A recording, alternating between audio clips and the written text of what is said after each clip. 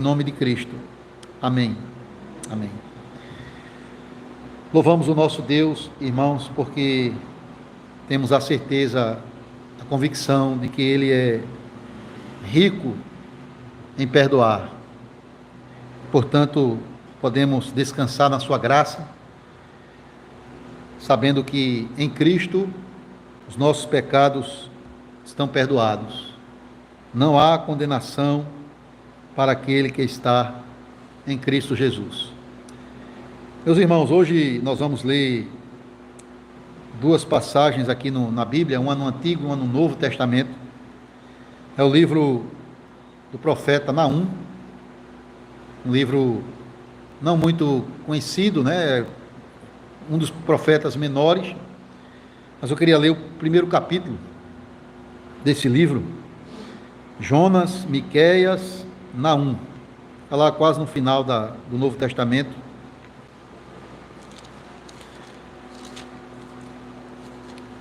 Eu quero ler o primeiro capítulo,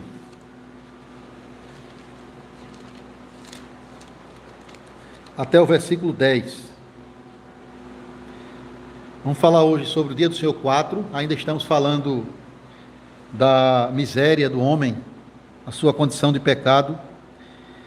Na verdade, são apenas 3 domingos falando sobre isso, mas é um assunto bem pesado, é um assunto impactante, porque mostra que esse Deus que é cheio de graça, misericordioso, é também um Deus de justiça, é um Deus que não faz vista grossa para o pecado do homem, mas ele castiga o pecado, aqui e também na eternidade. Não, vamos ler aqui Naum, e também 2 Tessalonicenses 2, de 1 a 12. Livro do profeta Naum, capítulo 1, verso 1 ao verso 10. Sentença contra Nínive. Livro da visão de Naum, o Eucosita. O Senhor é Deus zeloso e vingador. O Senhor é vingador e cheio de ira. O Senhor toma vingança contra os seus adversários e reserva a indignação para os seus inimigos. O Senhor é tardio em irar-se, mas grande em poder, e jamais inocenta o culpado. O Senhor tem o seu caminho na tormenta e na tempestade, e as nuvens são o pó dos seus pés. Ele repreende o mar e o faz secar, e mingua todos os rios.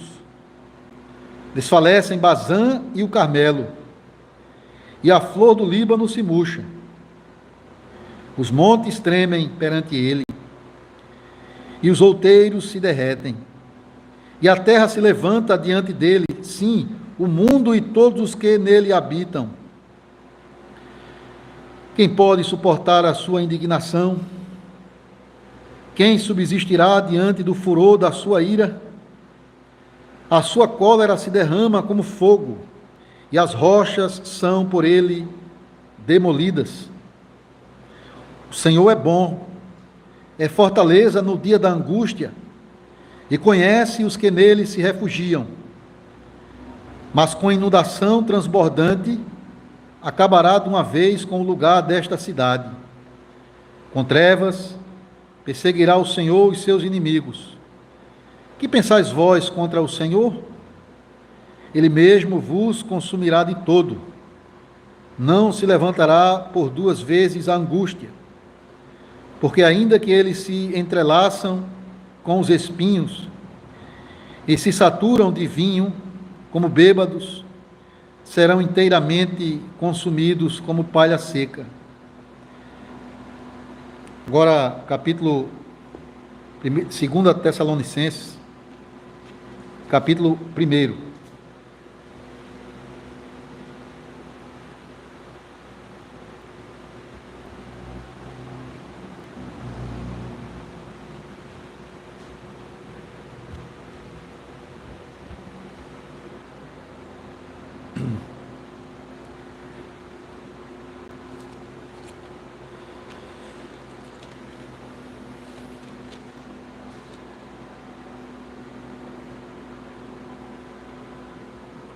Segunda Tessalonicenses, capítulo 1.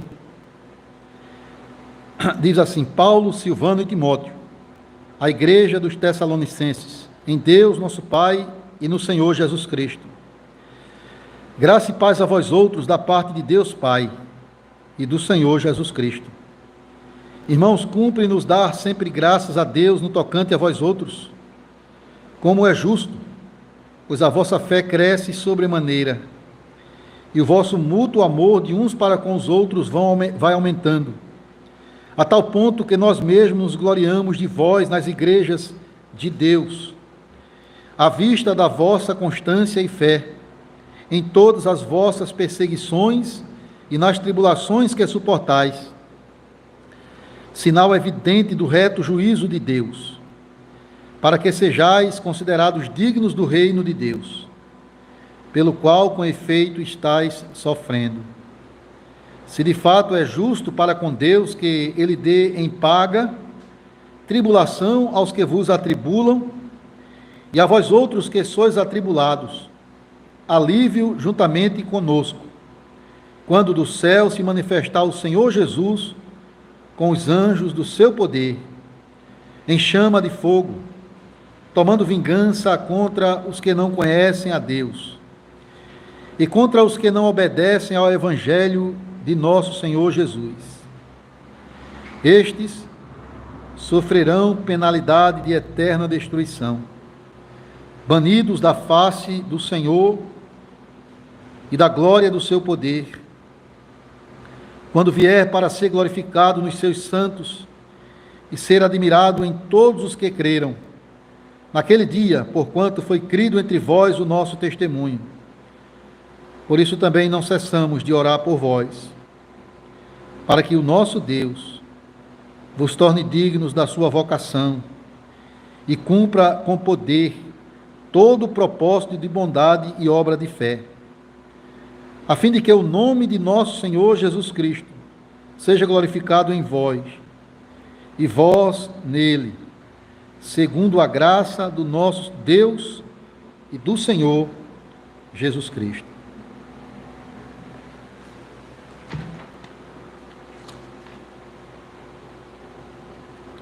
Dia do Senhor 4, irmãos.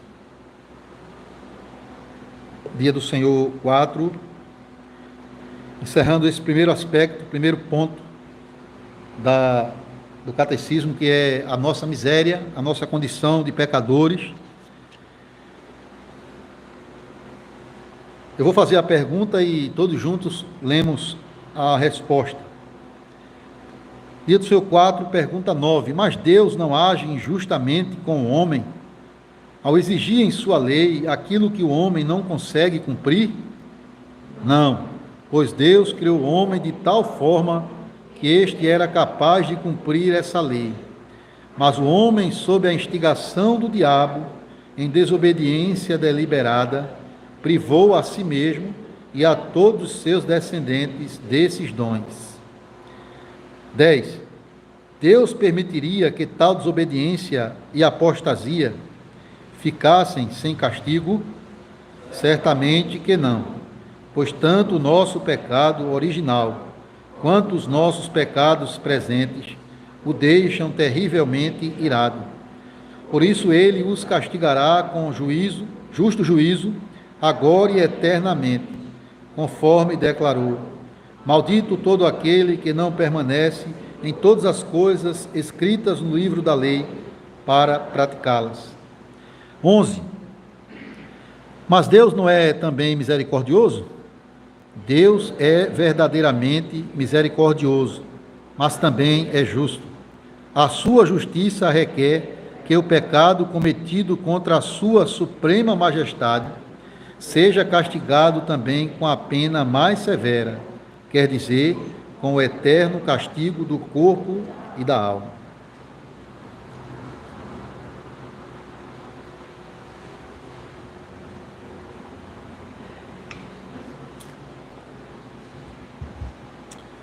Amada Igreja do Senhor Jesus Cristo, o assunto tratado aqui no Dia do Senhor 4, ele não é muito popular e tampouco agradável de se ouvir.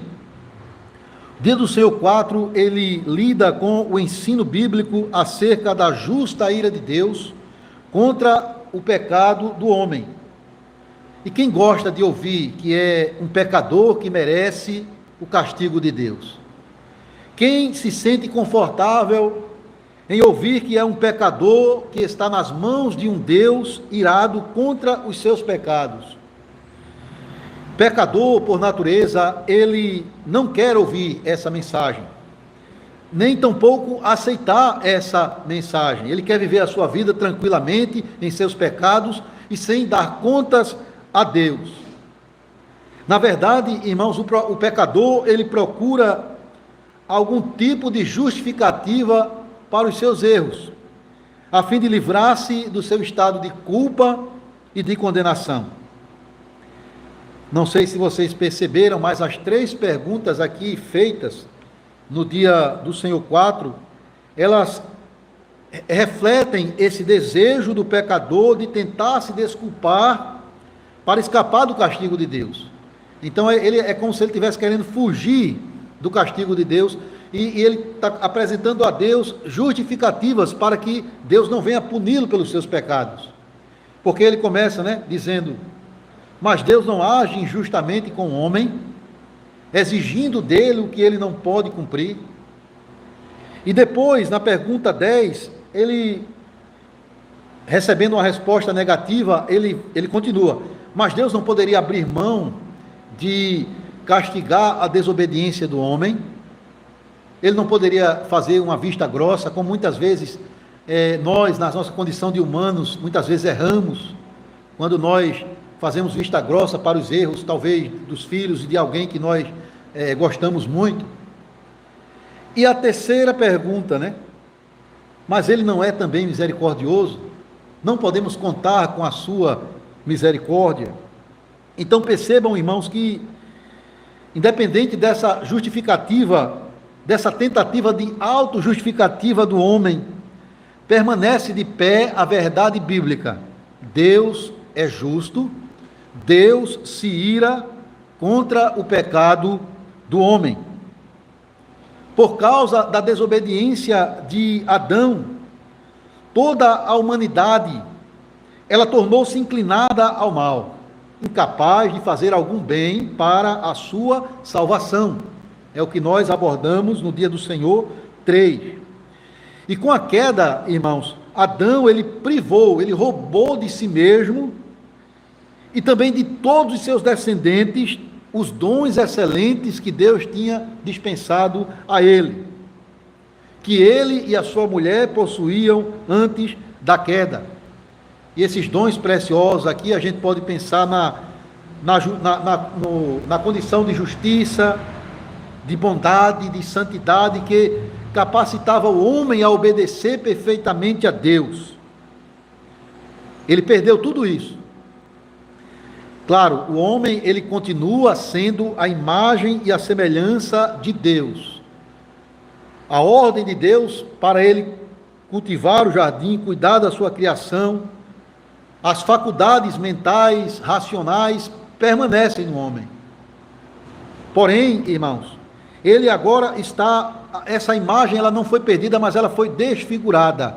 O homem, ele agora é um ser totalmente corrompido em todas as suas faculdades e em todos os seus caminhos.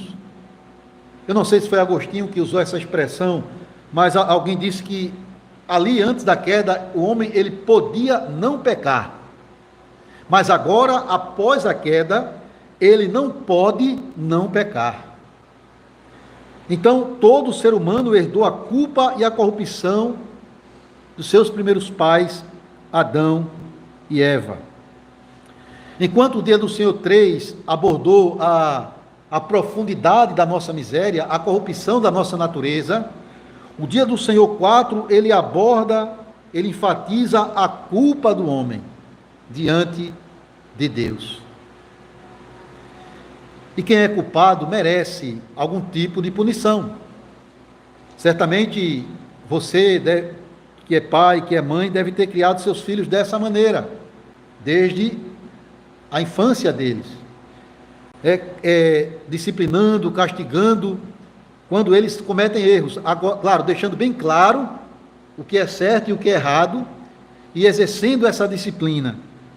As autoridades estabelecidas por Deus, elas têm nas mãos a espada dada pelo próprio Deus para punir os criminosos. E às vezes até você fica satisfeito quando vê a justiça sendo feita sobre pessoas que têm cometido os mais terríveis crimes. Nós que somos pecadores, até sentimos um pouco de satisfação nisso. Agora imagine Deus, irmãos, que é santo, que é justo, que é puro. Ele tem todo o direito de castigar o homem que pecou contra a sua suprema majestade. Talvez você se pergunte, será mesmo que eu tenho alguma culpa diante de Deus? Será mesmo que eu sou merecedor do castigo dele? Afinal de contas, o que é que eu tenho a ver com a desobediência de Adão e Eva? Eu não estava lá. Talvez eu fizesse diferente. Eu não tenho os dons excelentes que eles possuíam. Meus amados, a Bíblia ela ensina que cada ser humano que já existiu e que ainda vai chegar a este mundo, cada um, independente da raça, da nação, tem uma ligação direta com Adão. Ele é o pai de todos nós.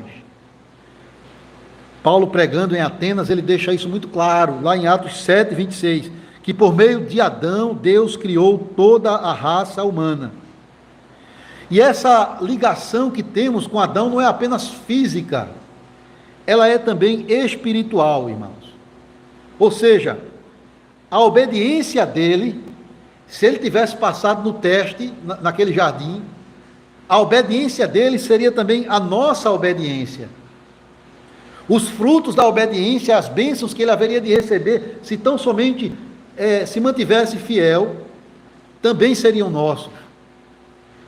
Porém, a situação foi diferente. A desobediência dele se tornou a nossa desobediência. A miséria dele se tornou também a nossa miséria. Ele nos representava. E, portanto, nós também, irmãos, pecamos com ele no paraíso. E somos, sim, por natureza, herdeiros da culpa e da corrupção de nossos primeiros pais. É o que a Bíblia ensina. Não precisa você ler tantas passagens, mas se você chegar apenas em Romanos 3, Romanos 5, você vai ver essa realidade. Todos pecaram, todos carecem da glória de Deus, todos são culpáveis perante Deus. Por meio de um homem por meio da desobediência de um homem veio a morte sobre todos. Então nós não podemos, irmãos, nos desculpar diante de Deus. Isso é natureza nossa, mas nós não é a atitude correta. Quando nós ouvimos essa dura verdade, a atitude correta é aquela que Davi tomou no Salmo 51. É reconhecer humildemente a nossa culpa, a nossa miséria e clamar pelo perdão divino. Porque Davi reconhece isso. Senhor, tu és justo no teu falar, tu és puro no teu julgar. Eu nasci na iniquidade. A minha mãe me concebeu nessa condição de pecador. Essa é a atitude correta. Porém, o homem caído, ele procura justificar o seu erro. Tal pai, tal filho. Assim como Adão agiu e Eva, nós também agimos. Veja, logo depois da queda, o que é que os nossos pais fizeram? Fugiram da presença de Deus, tentaram se esconder de Deus, mas também fizeram outra coisa: desviar-se da culpa, culpando um ao outro, culpando a serpente e culpando ao próprio Deus, porque é isso que Adão faz. A mulher que tu me deste, Senhor, a culpa é tua e é dessa mulher. Eu não tenho nada a ver com isso. E a mulher, a serpente me enganou. E eu comi. Mas quem é o verdadeiro culpado, responsável pela culpa, pelo pecado? Deus não pode ser, irmãos, porque Ele é santo, Ele é puro, Ele criou o homem bom e a sua imagem. Satanás, embora tenha estimulado os nossos pais a pecarem, ele também não é o principal responsável, mas o homem, por seu ato deliberado de desobediência. É assim que a confissão coloca: por desobediência deliberada, consciente, voluntária. Eles sabiam o que estavam fazendo. Não foi um pecado por ignorância. Deus tinha deixado muito claro que eles não deveriam nem tomar daquele fruto, daquela árvore, de jeito nenhum. Mas eles estragaram o que Deus tinha feito de bom, não só para si mesmos, mas para todos nós. Perderam a excelência do estado em que se encontravam e foram colocados debaixo do juízo de Deus. É por isso que a confissão diz que Deus há de castigar os nossos pecados por um justo julgamento. Resposta 10. Por que Deus vai fazer isso? Ele é um Deus tirano, cruel, é um Deus sádico que tem prazer em fazer as pessoas sofrerem? Não, irmãos. Ele é justo, Ele é santo, Ele é fiel à sua palavra. Ele não pode voltar atrás naquilo que Ele estabeleceu. No dia em que dela comeres, certamente morrerás. Ele mantém de pé a sua justiça. O homem é digno do seu castigo. Essa é a declaração de Deus, forte, tanto em Deuteronômio 2 e Gálatas 3, maldito todo aquele que não permanece em todas as coisas escritas no livro da lei para praticá-la. Deus é perfeito em si mesmo.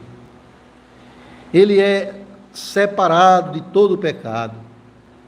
É da natureza divina, é da essência da natureza divina odiar o pecado.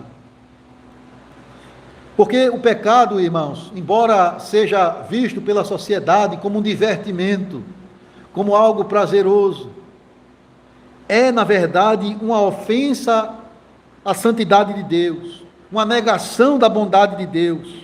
É um ato passível de punição, porque Deus é tão puro de olhos, diz o profeta Abacuque, que ele não pode ver o mal sem se indignar contra este mal.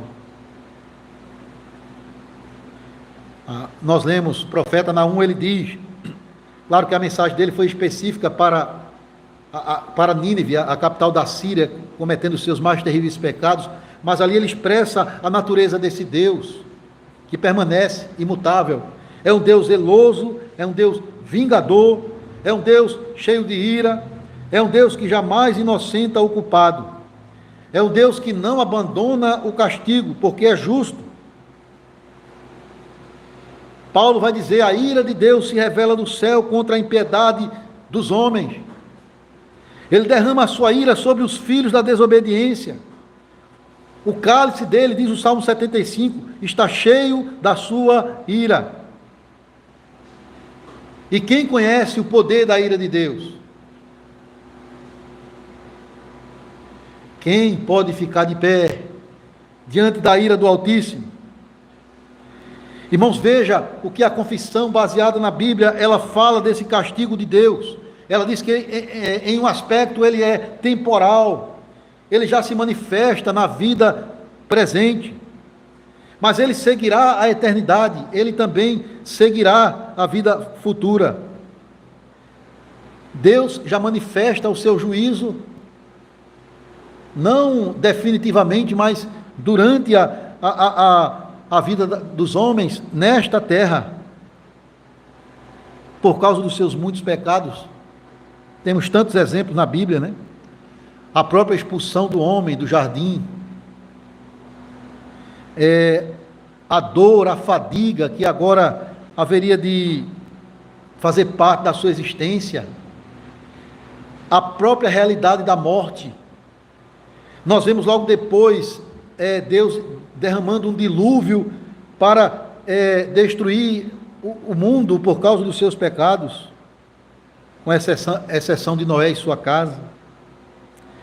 Nós vemos logo depois a destruição de Sodoma e Gomorra nos dias de Ló e Abraão. Os cativeiros do povo de Deus. O próprio povo de Deus foi punido pelos seus pecados. E Deus também manifestou o seu juízo sobre as nações pagãs. Então, em todos esses atos de julgamento, Deus estava manifestando a sua ira contra o pecado dos homens.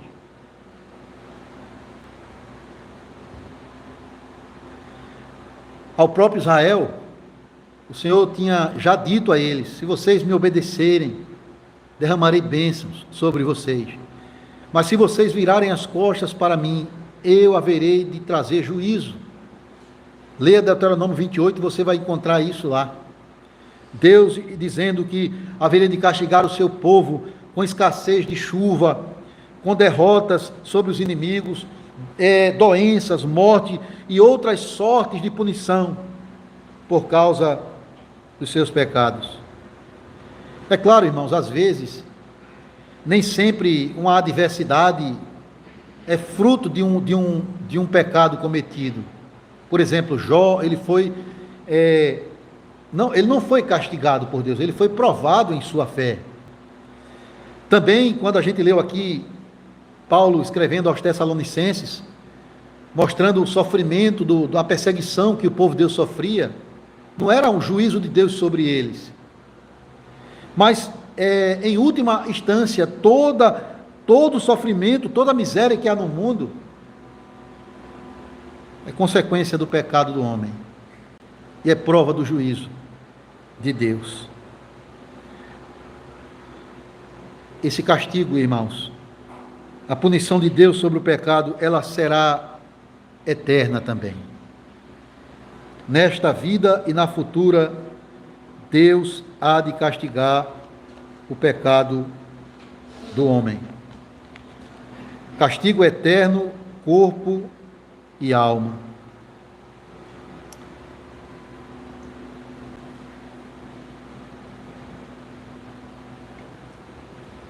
Será mesmo que vai ser assim, irmãos? Haverá um castigo eterno para o pecador? O inferno é uma realidade? Ou é coisa da nossa cabeça para amedrontar as pessoas?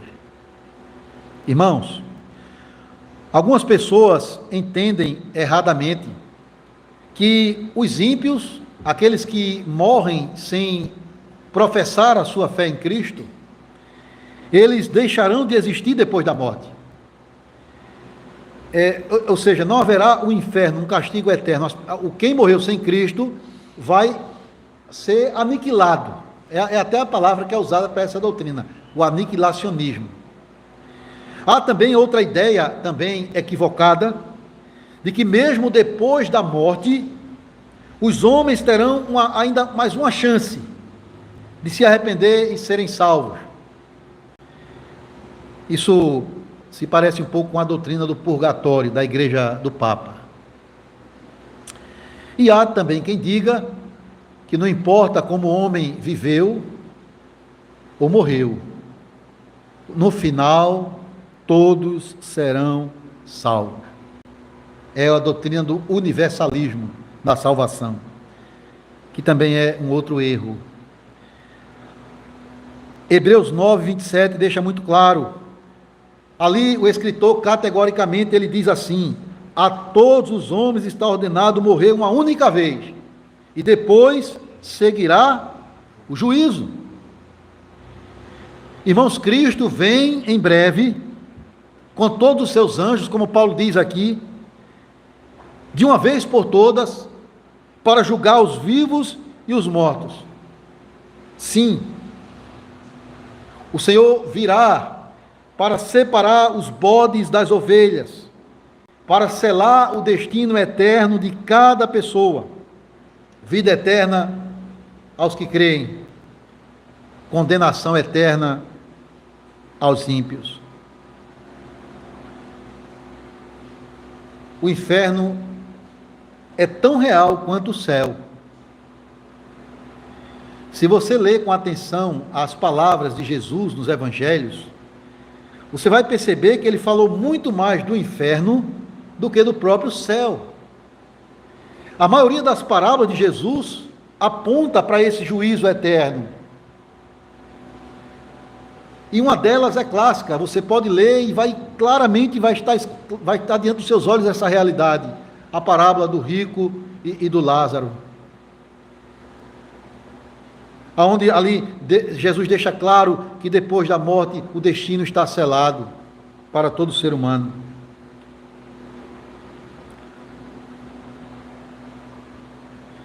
Irmãos, nenhum de nós consegue imaginar como será terrível e eterno o castigo que Deus tem reservado para aqueles que o desprezaram.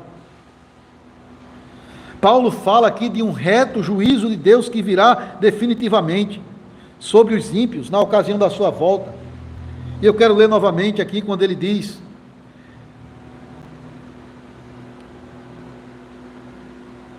ele fala no finalzinho do verso 7: quando do céu se manifestar o Senhor Jesus com os anjos do seu poder em chama de fogo, tomando vingança contra os que não conhecem a Deus e contra os que não obedecem ao evangelho do nosso Senhor Jesus. Estes sofrerão penalidade de eterna destruição, banidos da face do Senhor e da glória do seu poder, quando vier para ser glorificado nos seus santos e ser admirado em todos os que creram naquele dia, porquanto foi crido entre vós o nosso testemunho. Isso é que a Bíblia diz. Ele virá para julgar a todos. Claro, há pessoas que não acreditam nisso, fazem pior, zombam, ridicularizam dessa mensagem, fazem até piada com a questão do inferno. Mas, irmãos, há um motivo sério pelo qual Jesus falou mais do inferno do que do céu. Advertir o homem do perigo grande e grave que é persistir no pecado e morrer no pecado, porque isso traz o juízo. É por isso que ele não nos chama a se lembrar da mulher de Abraão, ele nos chama a se lembrar da mulher de Ló, que morreu na sua incredulidade. Todos nós merecemos isso. É uma dura verdade, mas que deve ser reconhecida e aceita humildemente. Eu mereço o castigo de Deus, aqui e na eternidade. Ele é justo. Mas, amados, este Deus também é misericordioso. Veja, enquanto de um lado ele não inocenta o culpado, do outro lado ele é rico em perdoar. E isso é um ato da misericórdia de Deus. Advertir o homem acerca da sua miséria, para que ele esteja atento e se volte para Deus, arrependido dos seus pecados.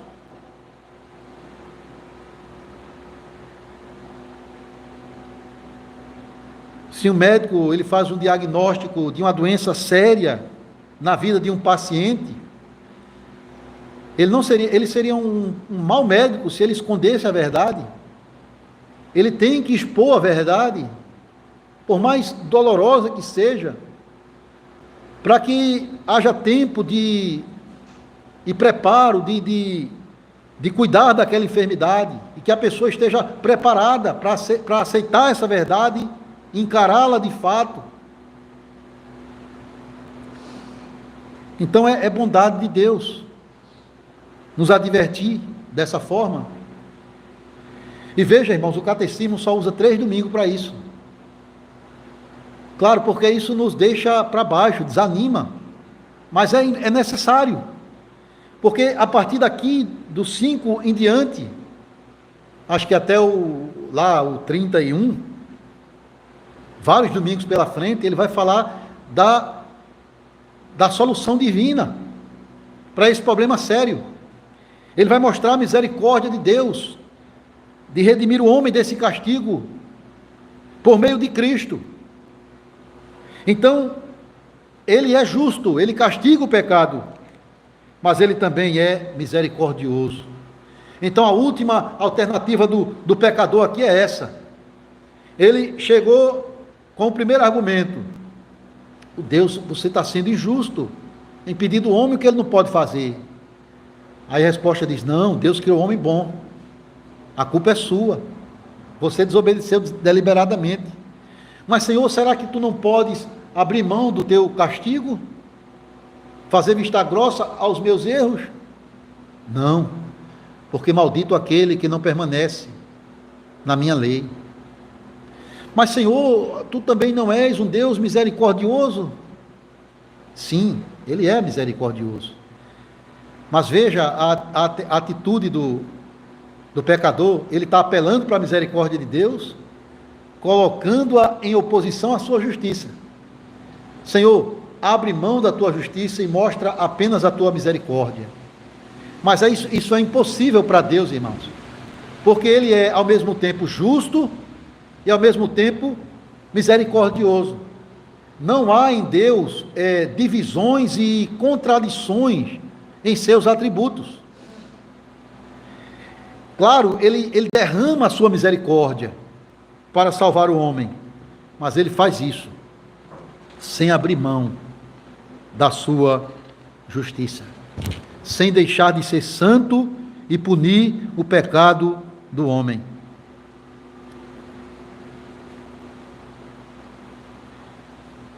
Então, como ser liberto da condenação eterna pela misericórdia de Deus, sem que ele abra mão da sua justiça? Essa é a grande pergunta. A confissão vai dar a resposta a partir do dia do Senhor 5.